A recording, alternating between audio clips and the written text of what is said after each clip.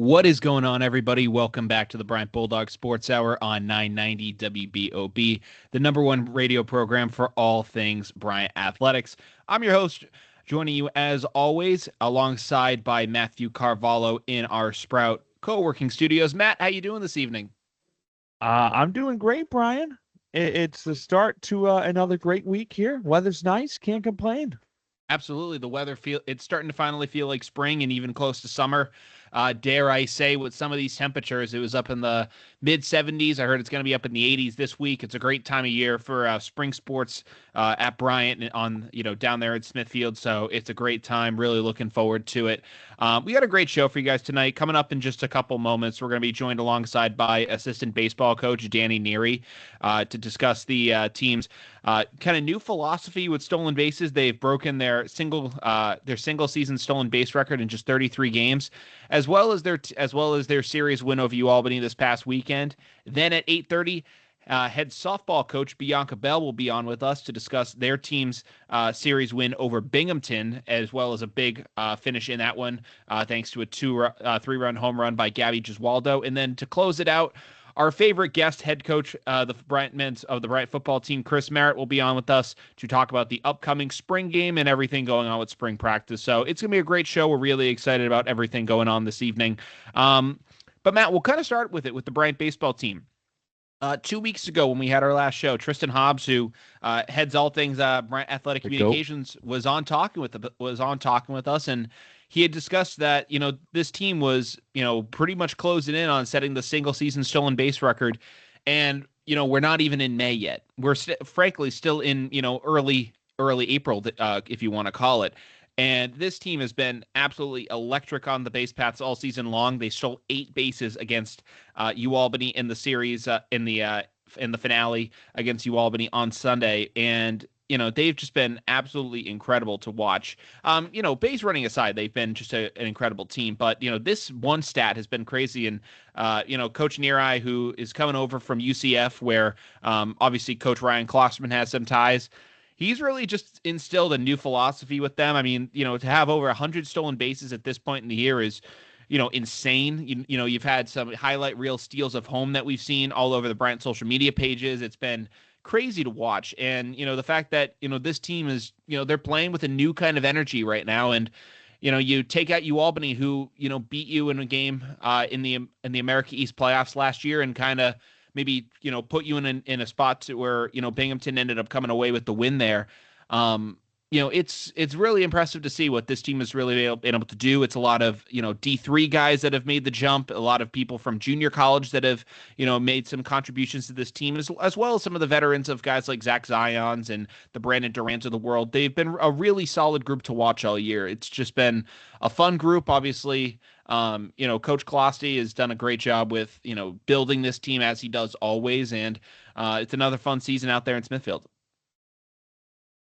Absolutely, Brian. Very excited. They already broke the record. Baseball. I mean, I'm just glad baseball's here.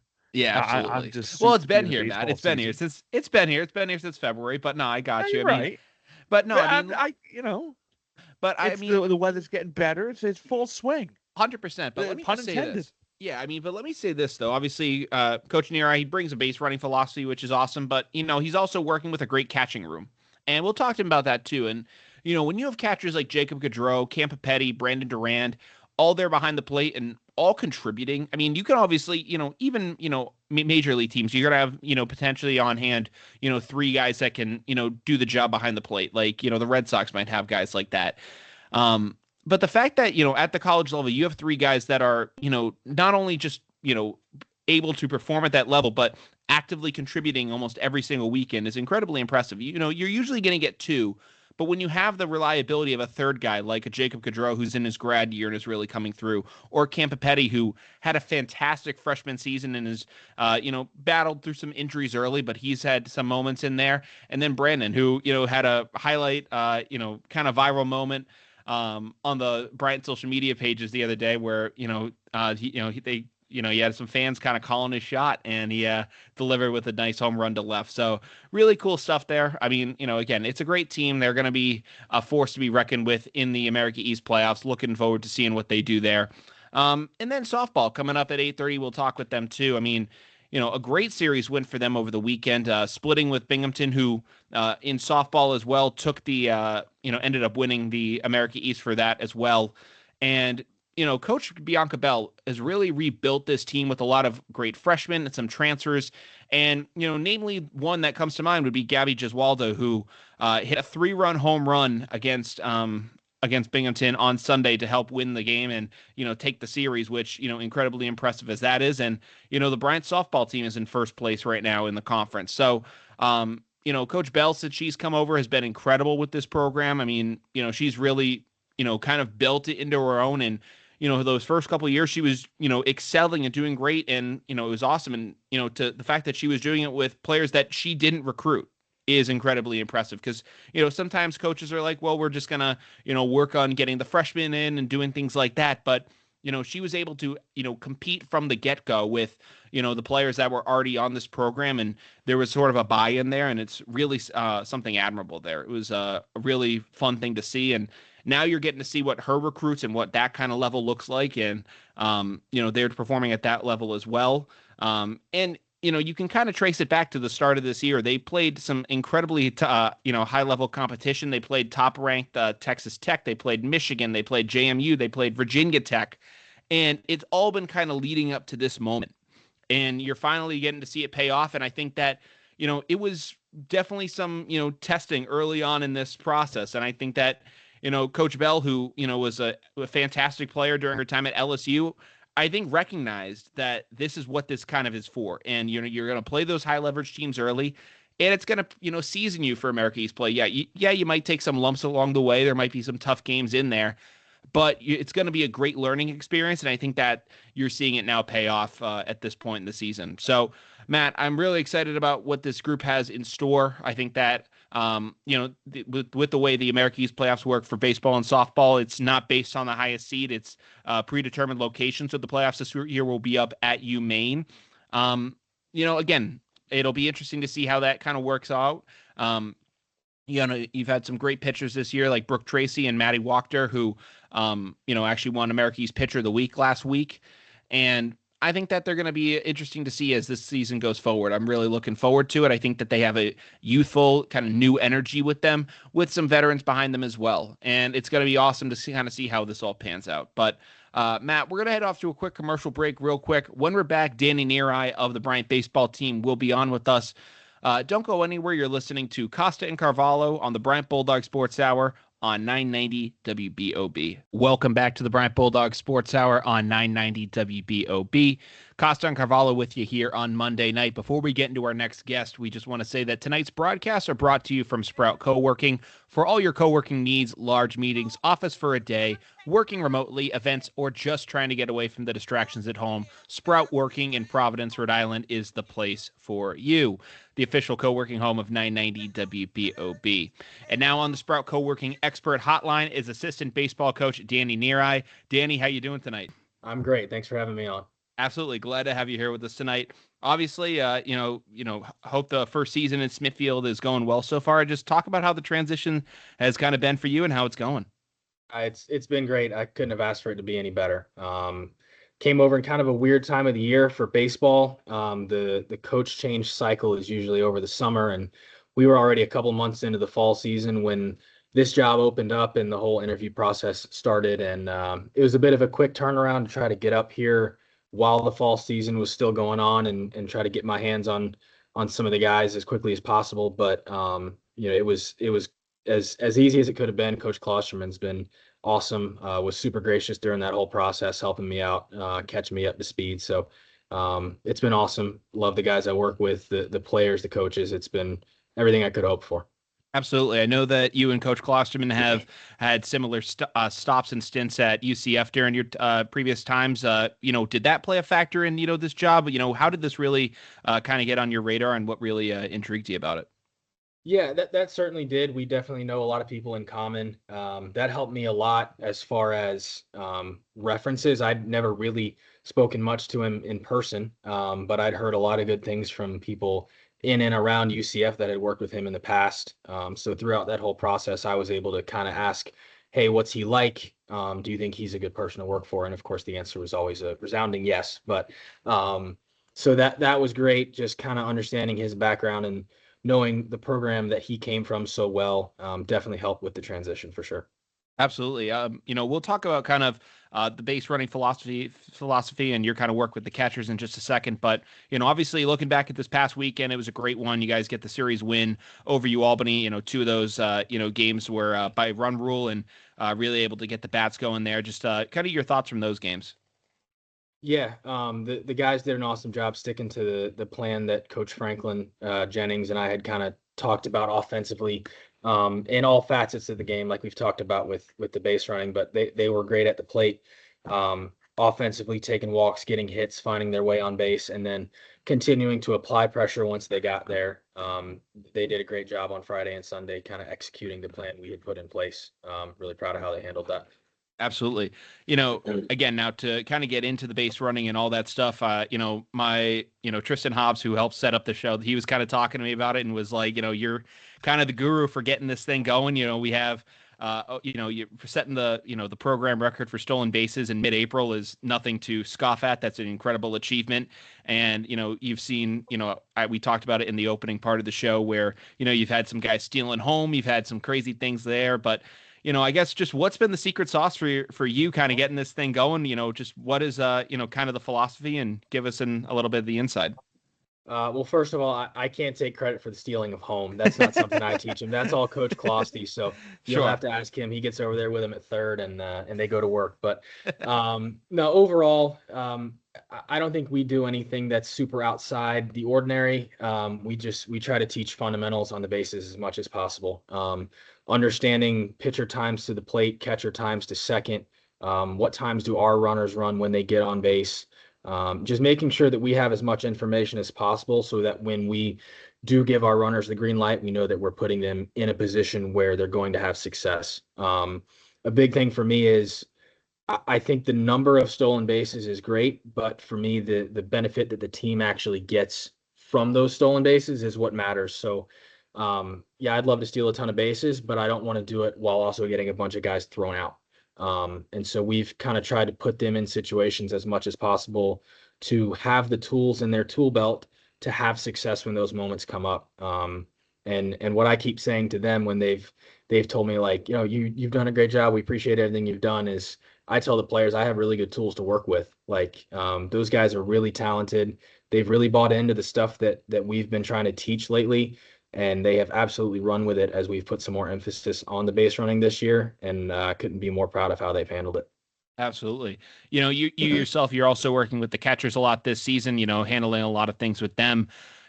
Obviously it's an incredible room with Cam Petty, Jacob Gaudreau, and Brandon Duran, just to name some of them. But, just to have like three guys like that are, not only just great behind the plate, but, contributing, in their offense and everything like that. Just talk about how great it's been to work with, those guys throughout this season. They're great. More so as people, Sure. than anything when I think of those guys. Like, they're awesome guys. Cam, BD, JG, Yami, Tommy, like all five of those guys in the catcher room. I couldn't ask for better people to work with every day. And then, obviously from a baseball side too, they've handled everything so well. I think you guys mentioned it in the opening, but having the depth that we have in the catcher room is such an advantage to be able to have a guy like Cam, who has been dealing with some health issues off and on and hasn't been in there every day.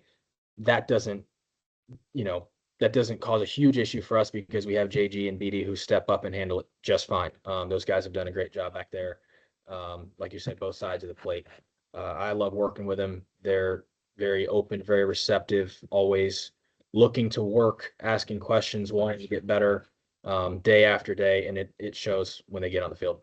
Absolutely.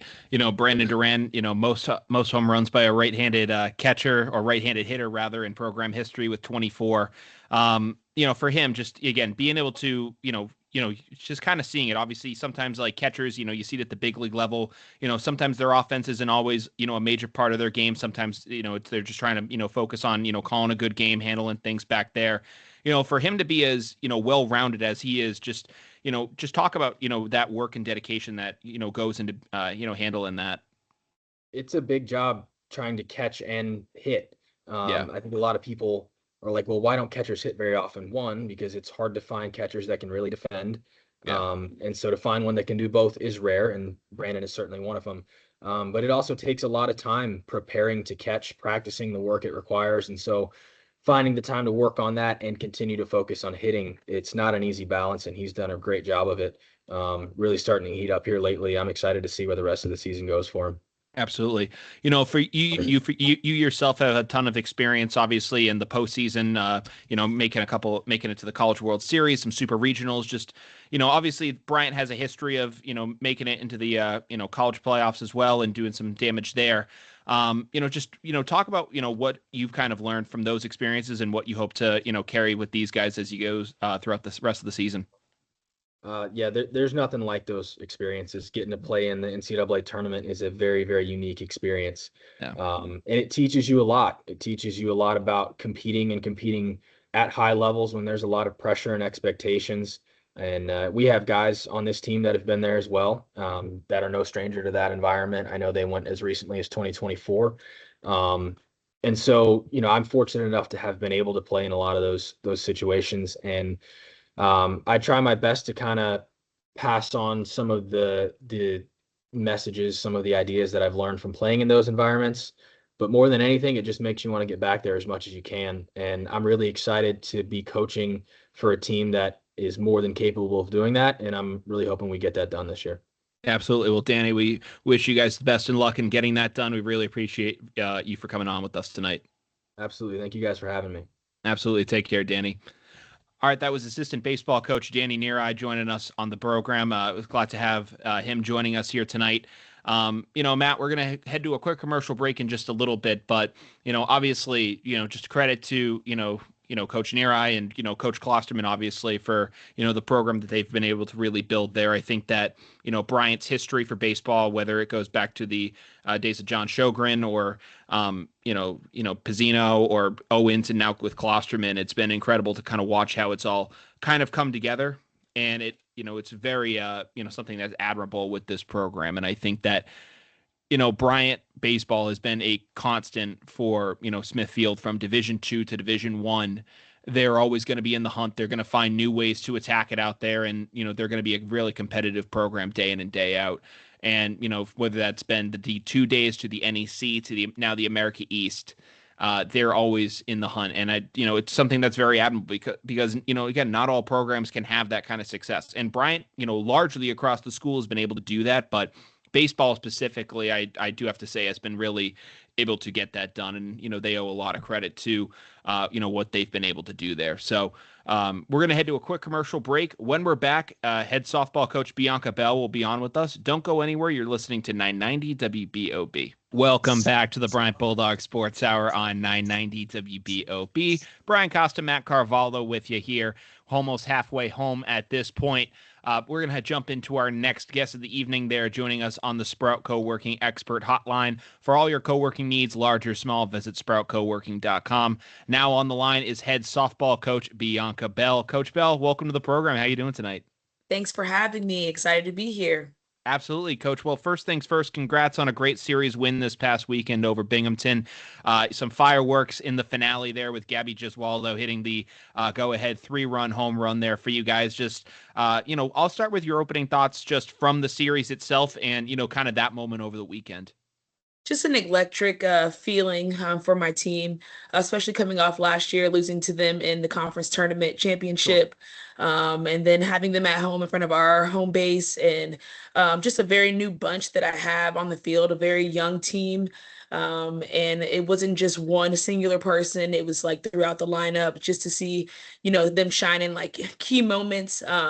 Gabby obviously hitting the go ahead game winner for us. And then just Jaden Jinx starting that 5-run inning.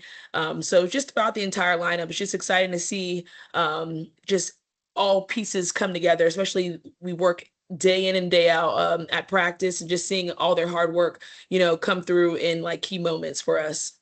Absolutely. And, obviously for yourself, like you said, doing against the defending champs who you guys were the runner up last year, incredible in that aspect of it. and kind of as you said too, it's a largely new kind of team this year. A lot of freshmen that are, really making some early strides and really, doing well for you guys. We kind of knew it was going to be a new look and a new kind of team just based on, how senior led that past year was and everything that kind of went that way.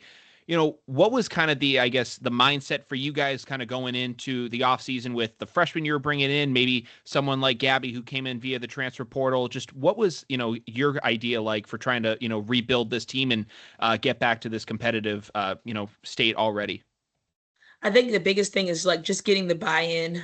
We live by the dog mentality and our core values of the dogs, discipline, accountability, work ethic, grit, and selflessness. So this entire fall, we trained the dog mentality. We can do hard things.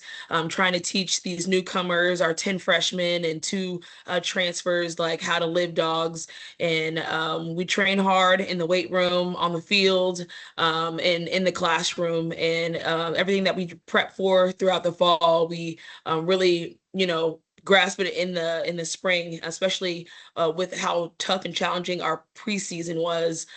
So they've been knocked in the face and learning how to, be resilient in tough moments, and just getting prepared for the conference tournament, or not conference tournament, but just the conference in general.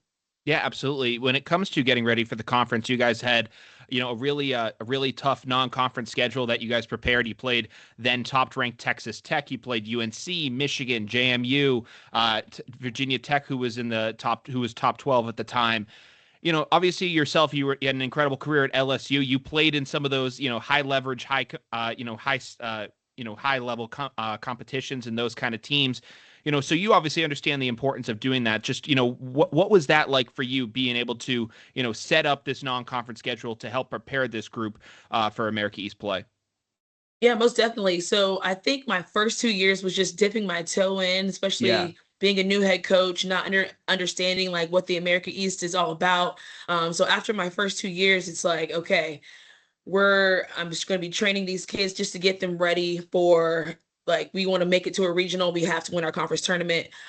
This is what we need to do to prepare them. So playing the best of the best early on, setting us up for success when we get to conference, because we've had great success in conference these last 2 years. But I mean, at the end of the day, we want to win the conference. We want to win the conference tournament. So playing Texas Tech and playing UNC and playing JMU and playing like every day, it's like a battle, but it's good. So especially seeing the kids have to grow up, our girls have to grow up a little bit quicker, and be able to lead and run. I have a very young middle infield. I had 2 freshmen up the middle.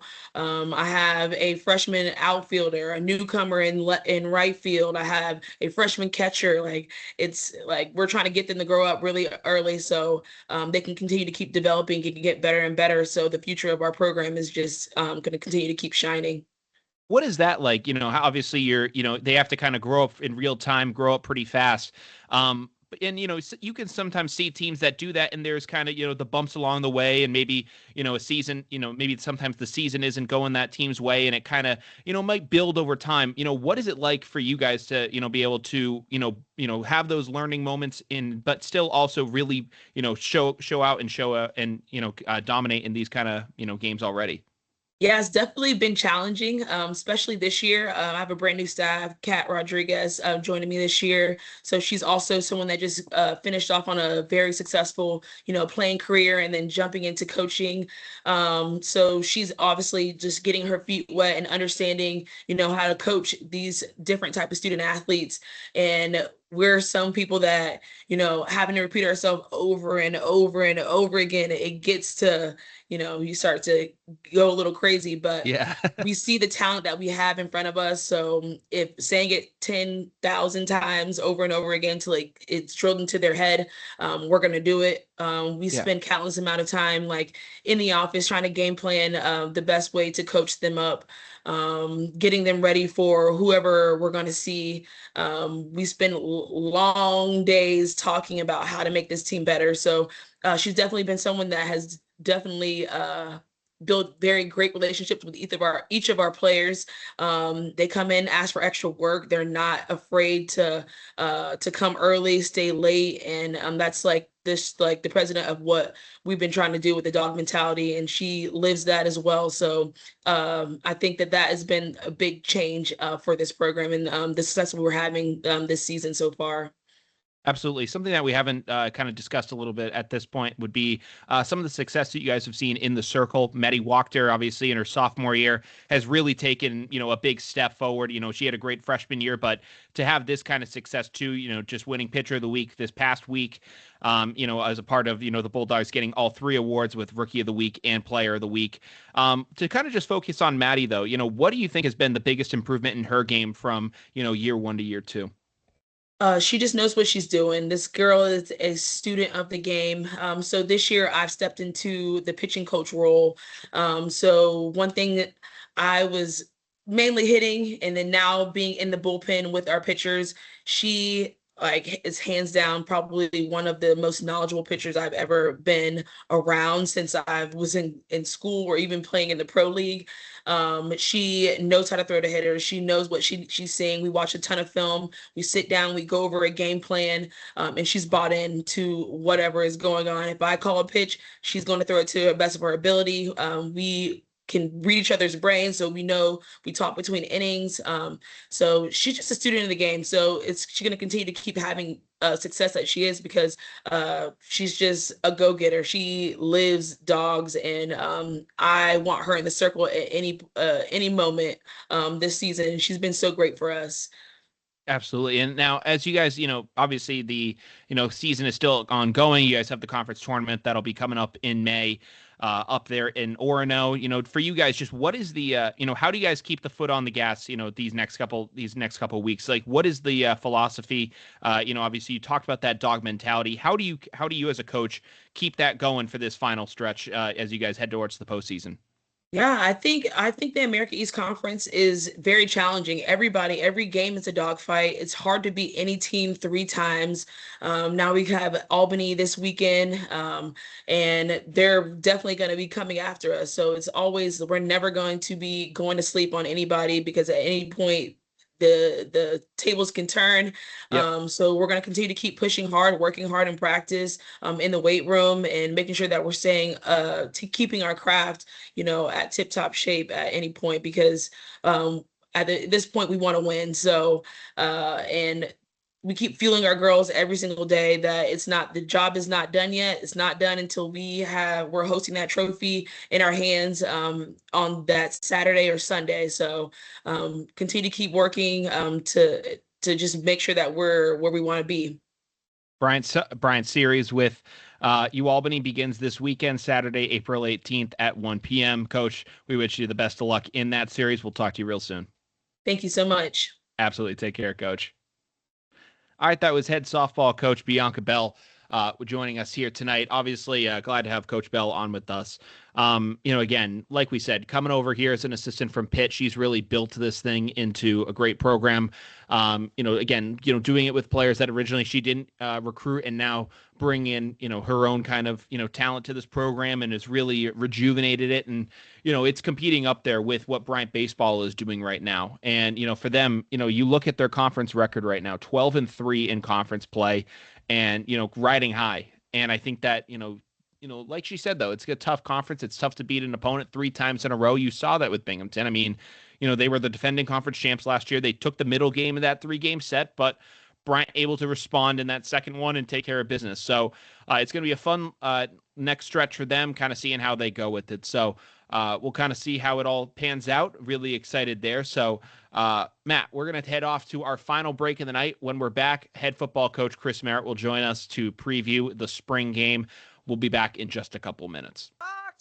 Welcome back to the Bryant Bulldog Sports Hour on 990 WBOB. Kostiw and Carvalho closing it out for you here on Monday. Before we get to our final guest of the evening, we just want to tell you to join the WBOB team this spring, watching your Bryant men's lacrosse team, Bryant men's and women's lacrosse team at Burns Stadium. Single game tickets are now on sale at BryantTickets.com. For more on the Bulldogs, listen to the Bryant Bulldog Sports Hour right here on 990 WBOB. Now joining us for our final guest of the evening is head football coach Chris Merritt. Coach, welcome back to the show. Glad to have you as always. What's going on, Brian? Doing great, Coach. Obviously, you guys have the spring game coming up this upcoming weekend. Just, we'll kind of just start with your opening thoughts. Sure. We've had 12 solid practices so far leading up until this final week of spring football. We're a young team. I do like the talent that's out there. We are getting better. I encourage everybody to come out and support women's lacrosse. They have a game at 11 o'clock on Saturday, and then hang around out in that parking lot, cook up some dogs. It's going to be great weather, and join us for a spring game at 2 o'clock. Come get a peek of the 26 Bulldogs. Absolutely. I know that for your practices, you guys were getting into some full pads, this past weekend as well. Just, we had talked about it and, some of the things that you wanted to see from this group, over the next couple of weeks heading into the spring game. Just kind of talk about, what some of the things that you guys have been working on in that period of time. Sure. So Saturday, we got a good 75 play scrimmage in. We were able to get a lot of full live contact reps. We had a full referee crew from the CAA out there kind of keeping an eye on things for us. And what we did is we put our guys in situations, backs against the wall and the goal line, as well as the offense against the wall. And we mixed some special teams in there. And then kind of had, it's like watching your kids fight. You really, you really don't, you want it to be a good fight at the end of the day. If one of them whoops the other one pretty bad, then you got a problem. So that's kind of how we looked at it. Offense did run the field with some big explosive plays, and then punched the ball in the end zone a few times. But then again, defense turned around and had 4 turnovers against the offense. And like I said, you can be happy for one side, you got to coach the other side, but that's what spring ball is all about. We just want it to be a good fight. Absolutely. For you guys, obviously, heading into the spring game, it's kind of that closing out time for the team. After this, you largely won't see them, in a practice setting till June. And then, and then obviously, of the camp that kind of goes on in late July and all that stuff. Just, I guess, what are the focal points that you try to have these guys kind of stay with, after the spring game, and try to, what are some of those points that you try to have them kind of remain keen on going into the summer? Sure. So, we look at our football program. We're, like I said, we're a very young football team. We don't have a ton of what I would call varsity reps in live games right now. So we have to take advantage of every opportunity we can when it comes to live play to get better. Offensively, we've really got to get better at connecting with the deep balls. We've got a whole new receiving core out there with some new quarterbacks, and we got to get our timing squared up there. Defensively, we've made a strong focus this spring on fixing and attacking with our perimeter defense. When teams get the ball on the edge for us, we've got to be a violent group of guys out there that you see a sense of urgency with guys swarming to the football. So we've really put a focus on those two things this spring, and we've gotten progressively better at it. We just have to continue on that path. Absolutely. With it being kind of a younger team, what are some of the things that, you as a coach, you kind of have identified that you always maybe need to be maybe a little bit more on with them, kind of, what are some of those things that you in these practices that you try to establish early? Sure. Well, it's carryover. It's carryover from individual to group work to scout work to team. So what happens is that it's funny, the more eyes you add to a play, the more mistakes that we make. And we got to continue to turn up the heat in the kitchen on these guys. So they're used to these high pressure reps, and they have to understand that there's a correlation between doing a one-on-one drill and 11 one-on-one drills at the same time. It shouldn't affect you any at all, but for somehow that does. We got to get comfortable being uncomfortable and playing in those live situations and keep putting them in there all the time. So that's been a big focus for us for these young guys. It's amazing that you can say go left 5 times, and the first 4 he goes left, but on that 5th one, because there's a set of 200 eyes watching him, he goes right. And that's what we got to get squared away. Okay, yeah. For yourself, I guess, obviously getting a chance to have coached some of these guys in the past, guys that have gone through this in the past, who are some people that, you would say, have really, maybe been in that kind of situation before, and you've really seen kind of hit their stride and really, kind of take from this kind of spring practice, some of those guys that have really popped that maybe kind of had those early struggles. Sure. You look at Zevi Eckhouse as a freshman starter for us. He was thrown into the starting role for us. And the biggest amount of progress he made was from his freshman year to his sophomore year. Yeah. And that happened in the off season. That was he had a big quarterback battle, and we used that spring there to kind of iron sharpens iron, and he got himself to a point where he was able to compete with Gage Maloney, who was another high producing quarterback, and we had the best quarterback play we've had since we've been here with those two guys going at it neck and neck, and that just made us sharper. He's one. To remind me of Lake Ellis on defense is another one. Lake made big strides after playing quite a bit for us as a freshman, and his sophomore year, the time that he developed in the spring, he just got better and became a leader for us. Absolutely. Well, really excited to see what the future looks like in Smithfield with these young players. At this time, the spring game, like you said, will be this Saturday at 2. Coach, we wish you guys the best of luck, closing out the spring season strong, and we'll talk to you real soon. That's awesome. Go Dogs. Absolutely. Take care, Coach. Yeah.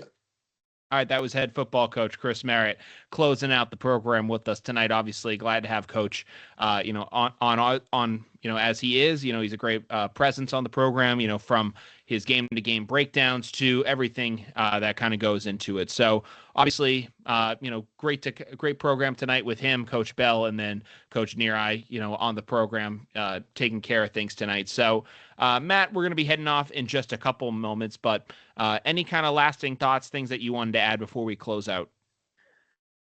Oh, nothing much, Brian. Just excited. I mean, Coach Merritt in April's getting me excited for football. Yeah. We're not even through the summertime. Let's take a little break on that. Let's slow the brakes down. But No, I know. I mean, listen, and that's what spring ball is. I mean, again, like you said, it's a lot of these guys, coming in, maybe kind of trying to make that second year jump. And, he mentioned Zevi Eckhouse, who, got the chance to, play his freshman year because Gage Maloney went down. And, a lot of people thought maybe that next year Gage was, going to be, in the position to get that job back. And, he was, probably he probably had a good shot of it, being a former JMU transfer, but, credit to Zevi, he put a lot of work in as well and, was rightful of earning that spot. So I think that, that's just what this time can be. And, you can see guys make strides. You can see guys turn into leaders like a Lake Ellis did.